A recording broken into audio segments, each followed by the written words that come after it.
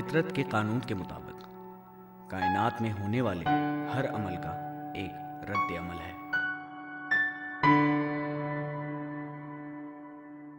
ये कानून जहाँ गैर मादी या दिखाई दी जाने वाली अशिया में नजर आता है तो वहाँ इसका इजहार हमें सिर्फ महसूस किए जा सकने वाले इंसानी बर्ताव में भी मिलता है।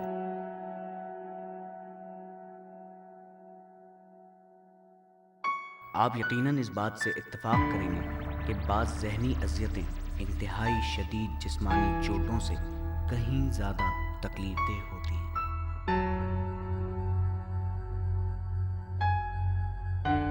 हमारा आज का प्रोग्राम एक ऐसे ही ज़हनी रद्द अमल पर है जिसका आगाज़ 11 मार्च 2008 के रोज़ लाहौर में वाक़ई FIA की इमारत में होने वाले उस दहशतगर्द हमले से होता है जिसमें 5 बच्चों समेत कम से कम 26 अफराद मारे गए।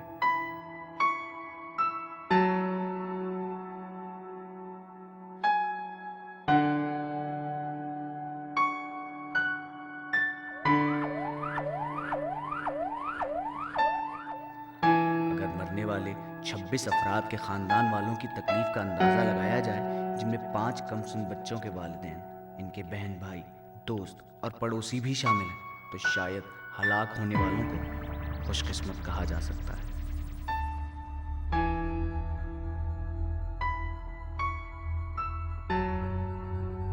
जबकि उनसे जुदाई का दर्द उनके चाहने वालों के दिलों में एक फांस की तरह इस वक्त भी मौजूद है और हमेशा मौजूद रहेगा। इन्हीं 26 अफराद में एक 3 साला मीरब भी थी। वो FIA बिल्डिंग में तो ना थी, फिर कैसे इस दहशतगर्द हमले का शिकार हुई?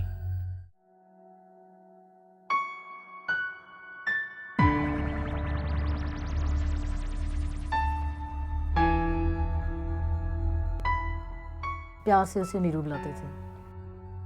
मीरब सैमुअल। मीरू। मीरब। नहीं, अभी वो तो छोटी थी बड़े होके, लेकिन ये है कि बहुत वो इंटेलिजेंट थी। मतलब चर्च जाने का बहुत शौक था, ये उसमें बात थी। और हम लोग यही कहते थे कि बड़े होके वो बड़ी एक खादमा बनेगी। बस यही मुझसे आइसक्रीम के लिए कहती थी, तो आइसक्रीम दिला देती। भाई इतना टाइम नहीं था तो उन दिनों में मैं काफ़ी बिजी था। बस कभी आई तो बस पास लेट जाती थी। बस ज़्यादातर वो भाइयों के साथ और माँ के साथ ही अटैच थी। मेरे पास आती थी बहुत कम, क्योंकि मैं डांट देता था, क्योंकि मुझे शरारतें उसकी अभी याद आती हैं तो कुछ फील होता है। वो ये बात करती थी। दुआ के वक्त बड़े आराम से बैठती थी सुकून से। बेटे इतने तरीके से नहीं बैठते जितना उसको शौक था। जब मैं बाइबल पढ़ती थी, दुआ करती थी, और वो उसने जल्दी से आ जाना और सर पे दुपट्टा लेके, मामा बाइबल पढ़नी है, दुआ करनी है। और बच्चों को इतना नहीं है शौक जितना उसको था। ज़्यादातर मेरे साथ आइसक्रीम के लिए ही उसका डिबेट उसकी यही होती थी, पापा मैंने ये लेना है, आइसक्रीम ही खाना है। तो मैं कहता था चलो ठीक है। पहले मैं कहता था नहीं, नाइट है और नाइट में मामा जा रही है, ठंड है, सर्दी है, तो सर्दियों में कौन खाता है आइसक्रीम? कोई बात नहीं, कोई बात नहीं, कोई बात नहीं। तो मतलब दिला देते थे, चलो कोई बात नहीं। सफाई वगैरह करनी तो कहना कि मामा ये गंद डाल देते हैं।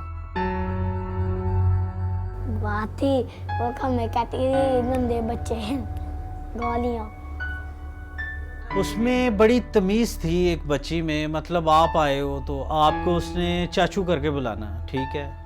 और एक अगर वो मामा के साथ जा रही है तो उसने मामू करके बुलाना है किसी को, ठीक है। और अगर उसके साथ कोई बूढ़ा आदमी है तो उसको नानो नानू, ठीक है। खाला मतलब बहन है तो खाला।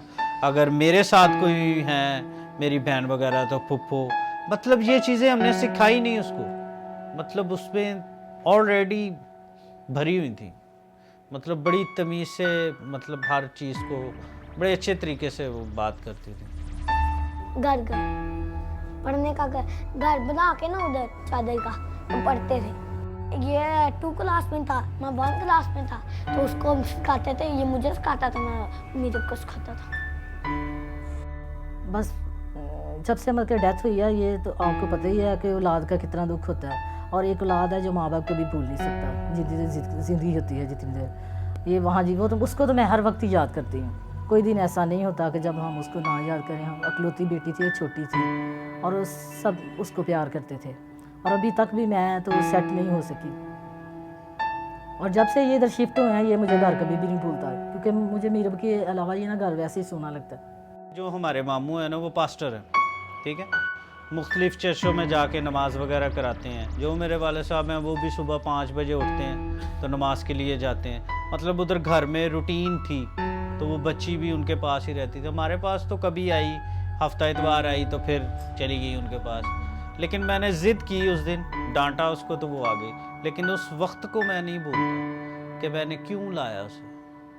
मुझे याद आता है कभी तो मैं अपने आप को बड़ा कोसता भी। और वो जितने लेने गए हैं वो पहले तो फिर मैंने नहीं जाना, वहाँ पे 4 बम ब्लास्ट हुए हैं।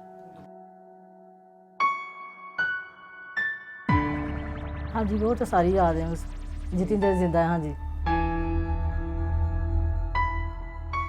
सर्दियों में भी आइसक्रीम खानी है। मामा को छोड़ने जाती थी नाइट पे, तो इन बच्चों को नहीं था लेके जाता, वो जाती थी आगे बैठ के। तो हम आइसक्रीम बाहर खा के दोनों तो फिर घर आते थे। तो मैंने कहा था घर आके बताना नहीं, तो वो इनको बता देती थी मैं आइसक्रीम खा के आया। मैं भी उसने खाई भी होती थी, आधी भी रख के लेती थी। हाँ, थोड़ी सी इनके लिए भी लाती होती थी, मतलब अपने उसमें रख लेनी, मुझे नहीं पता, तो उसमें रख लेती थी। फिर आके इन बच्चों को देती थी, ये देखो मैं खा के आया।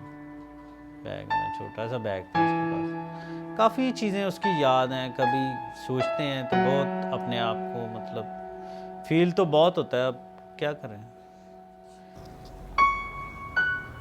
वही आइसक्रीम वाली आइसक्रीम, और कभी जब आइसक्रीम लेके आती थी ना, फिर हमें दहा के बाद में देती नहीं होती थी। आखिरी बात तो मैंने यही की थी। मैं दरवाजे में था, बाहर सीढ़ियों वाले। पहले हमारी मतलब इतना ये साइड वाला कमरा नहीं था, दीवार ही थी। तो आखिरी बात उसने मुझसे यही की, पापा मैंने आपके साथ जाना। तो मैंने कहा यार बैठ, तू तैयार हो, मैं लेके चलता हूँ। क्योंकि मैं उसे स्कूल दिखाने जाना था, क्योंकि एडमिशन करवा रहे थे हम उसका। तो मैंने कहा था मैं लेके चलता हूँ। लेकिन फिर मैंने उसको कहा कि तू मामा के साथ चली जा, क्योंकि हॉस्पिटल जाना था इसने, अपनी भाभी को चेक करवाना है। तो मैंने आखिरी बात तो यही की मैंने। मुझे अपने आप पे आता कि मैं उसे क्यों लाया, क्योंकि मेरी अम्मी ने भी रोका, मेरी मामी ने भी रोका, डैड ने भी रोका, मामू ने, जो मतलब मेरे मामू हैं, उन्होंने भी कहा यार रहने दे। तो मैं कभी बहुत इस बात को ना अपने आप पे गिल्टी फील करता हूँ कि मुझे नहीं था लाना चाहिए।